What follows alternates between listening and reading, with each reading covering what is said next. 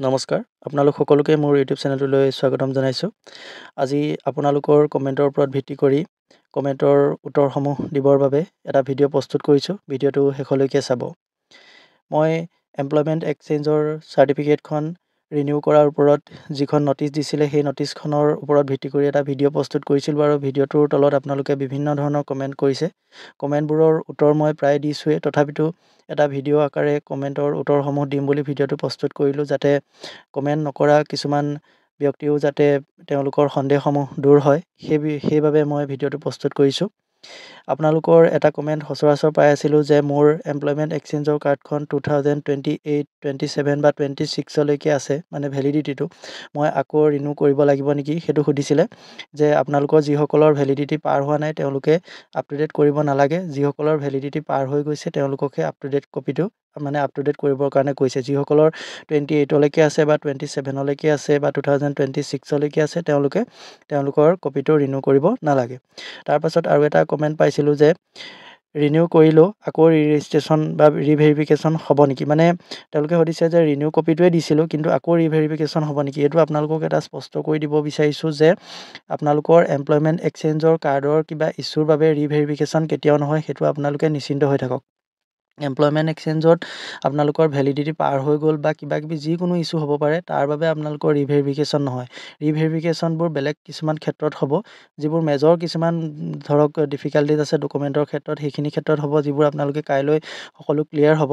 গতিকে সেই বিষয়ে এতিয়া মই বিশেষ ক'ব বিচৰা নাই। আপোনালোক কাইলৈ সকলোৱে, যিহেতু কাইলৈ সেইখিনি কেণ্ডিডেটৰ লিষ্ট মাৰিব, গতিকে আপোনালোক সকলোৱে জানিব পাৰিব। তাৰপাছত আৰু এটা কমেণ্ট কৰিছিলে যে BEdৰ ডাটাবোৰ এড কৰা নাই সেইবুলি কৈছে। মানে BEdৰ ডাটাখিনি তেওঁ এড কৰা নাই। আচলতে এটা কথা চাব, আপুনি আপোনাৰ এমপ্লয়মেণ্ট চাৰ্টিফিকেটখনত BEd ডিগ্ৰীটো এড হৈ আছে নাই, মানে চাৰ্টিফিকেটখনত BEd ডিগ্ৰীটো চনটোৰ সৈতে আহিছে নাই সেইটো চাব।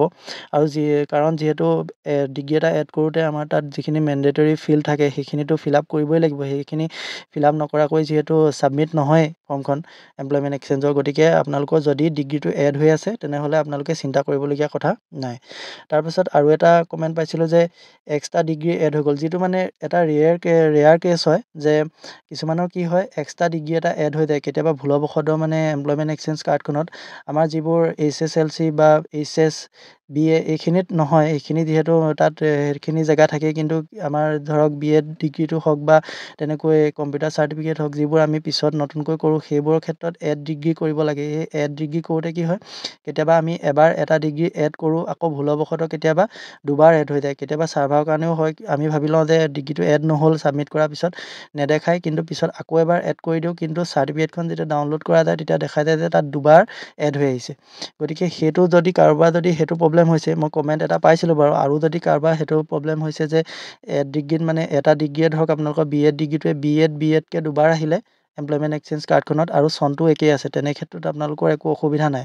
মানে আপোনালোকে সেই যিটো এক্সট্ৰা ডিগ্ৰী আপোনালোকৰ দুবাৰ এড হৈ আহিলে একেটাকে, সেইটো কিন্তু আপোনালোকে উঠাব নোৱাৰে। মানে এমপ্লয়মেণ্ট এক্সচেঞ্জৰ কাৰ্ডখনত যদি আপোনাৰ এটা ডিগ্ৰী এবাৰ আপুনি এড কৰি যদি কাৰ্ডখন বনি যায়, তাৰপিছত কিন্তু সেই ডিগ্ৰীটো আপোনালোকে ৰিমুভ কৰিব নোৱাৰে। তাতে মডিফিকেশ্যন কৰিব পাৰিব ডিগ্ৰীটোত, আপুনি ধৰক কিবাকিবি সেইটো BEd ডিগ্ৰীটোৰ ঠাইত বেলেগ এটা ডিগ্ৰী কৰিব পাৰিব বা চনটো সলাব পাৰিব, কিন্তু সেই যিটো কলমটো থাকিব সেই কলমটো একেবাৰে উঠাই দিব নোৱাৰে। সেইটো মানে এমপ্লয়মেণ্ট এক্সচেঞ্জৰ আপোনালোকৰ ডিষ্ট্ৰিক্টৰ অফিচলৈ গ'লেও তেওঁলোকেও উঠাব নোৱাৰে। তাৰ কাৰণে আপোনালোকে ৰেজিষ্ট্ৰেশ্যন কৰিব লাগিব, যিটো কৰিলে আপোনালোকৰ এমপ্লয়মেণ্ট এক্সচেঞ্জৰ নাম্বাৰটো সলনি হৈ যাব। গতিকে মই কৈছোঁ যে যিসকলৰ একেটা ডিগ্ৰীয়ে দুবাৰ এড হৈ আহিলে ভুলবশতঃ, তেওঁলোকে একো কৰিব নালাগে, তেওঁলোকে সেইখন আকৌ ৰেজিষ্ট্ৰেশ্যনো কৰিব নালাগে, তেওঁলোকে নিশ্চিন্ত থাকক, আপোনালোকৰ একো অসুবিধা নহয়। আৰু এটা কমেণ্ট পাইছিলোঁ যে ৰিনুৱেল আছে 26ত কিন্তু BEd এড কৰা হোৱা নাই।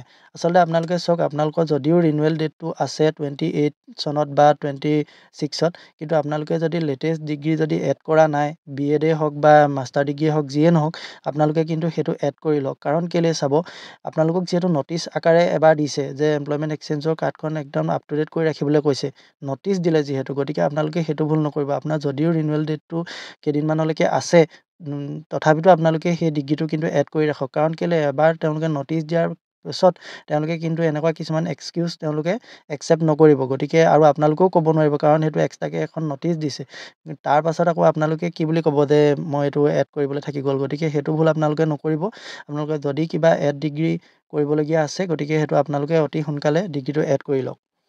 তাৰপাছত আৰু এটা কথা ক'ব বিচাৰিছোঁ যে আপোনালোকে ৰিনুৱেল যেতিয়া কৰিব তেতিয়া মানে আপোনালোকৰ যাৰ ৰিনিউ কৰিব হ'ব তেতিয়া আপোনালোকৰ SMS আহিবই। তাৰ কাৰণে আপোনালোকে চিন্তা নকৰিব। যিসকলৰ মানে এতিয়া ৰিনিউ কৰিব হোৱা নাই, আপোনালোকে যেতিয়া আপোনালোকৰ ৰিনুৱেলৰ ডেট হ'ব মানে এক্সপায়াৰ যেতিয়া হ'ব তেতিয়া 10 দিন বা এসপ্তাহমানৰ আগৰ পৰা আপোনালোকলৈ কণ্টিনিউ মেছেজ আহিব 3-4 দিনমান। আপোনালোকে SMS পায়ে থাকিব। গতিকে সেই ক্ষেত্ৰত চিন্তা কৰিবলগীয়া নাই। আপোনালোকে ৰিনিউ তেতিয়া কৰি ল'লেও হ'ব। তাৰপাছত আৰু এটা কমেণ্ট পাইছিলোঁ যে ৰিনিউ কৰিলে ৰেজিষ্ট্ৰেশ্যন নাম্বাৰটো সলনি হ'ব নেকি? ৰিনিউ কৰিলে ৰেজিষ্ট্ৰেশ্যন নাম্বাৰটো সলনি নহয়। আপোনালোকে যদি ৰেজিষ্ট্ৰেশ্যন কৰে তেতিয়াহে আপোনালোকৰ এমপ্লয়মেণ্ট এক্সচেঞ্জৰ ৰেজিষ্ট্ৰেশ্যন নাম্বাৰটো সলনি হ'ব। ৰিনিউ কৰিলে ৰেজিষ্ট্ৰেশ্যন নাম্বাৰটো সলনি নহয়। তাৰপাছত আৰু এটা কমেণ্ট কৰিছিলে যে ৰিনিউ ডেট পাৰ হ'ল আকৌ কৰিলোঁ। মানে আপোনালোকে ৰিনিউ ডেটটো এবাৰ পাৰ হৈ গ'ল, গতিকে ৰিনিউ কৰিব নোৱাৰা হৈ গ'ল। গতিকে ৰেজিষ্ট্ৰেশ্যন কৰিলে আৰু ৰেজিষ্ট্ৰেশ্যন কৰাৰ ফলত কি হ'ল, তেওঁলোকৰ 2টা ৰেজিষ্ট্ৰেশ্যন নাম্বাৰ হ'ল আৰু ডকুমেণ্ট ভেৰিফিকেশ্যন কৰোঁতে তেওঁলোকৰ 2টা কপিয়ে একচেপ্ট কৰিলে। মানে 2টা কপিয়ে বিচাৰিলে তেওঁলোকক, যে পুৰণা কপিটোও বিচাৰিলে আকৌ নতুনকৈ যিটো ৰেজিষ্ট্ৰেশ্যন কৰিলে সেইটোও বিচাৰিলে। গতিকে মোৰ আকৌ ডকুমেণ্ট ৰিভেৰিফিকেশ্যনত মাতিব নি সুধিছে। আপোনাৰ যদি 2টা কপিয়ে আপোনাৰ ৰাখিছেও, আপোনাৰ এই এমপ্লয়মেণ্ট এক্সচেঞ্জৰ ইছ্যুটোৰ কাৰণে আপোনাক কেতিয়াও মানে ৰিভেৰিফিকেশ্যনৰ কাৰণে আপুনি নামাতে, সেইটো আপুনি নিশ্চিন্ত থাকক। তাৰপাছত আৰু এটা কথা ক'ব বিচাৰোঁ, আপোনালোকে যদি বিশেষ কিবা যদি এমপ্লয়মেণ্ট এক্সচেঞ্জৰ কাৰ্ডখনৰ মানে কিবা যদি অসুবিধা পাইছে, ৰিনিউ কৰাই হওক বা কিবা ডিগ্ৰী এড কৰাই হওক, আপোনালোকে পৰা নাই বা বিশেষ কিবা আপোনালোকৰ অসুবিধা হৈছে, তেনেহ'লে আপোনালোকৰ ডিষ্ট্ৰিক্টৰ যিটো এমপ্লয়মেণ্ট এক্সচেঞ্জ অফিচ আছে তালৈ যাব।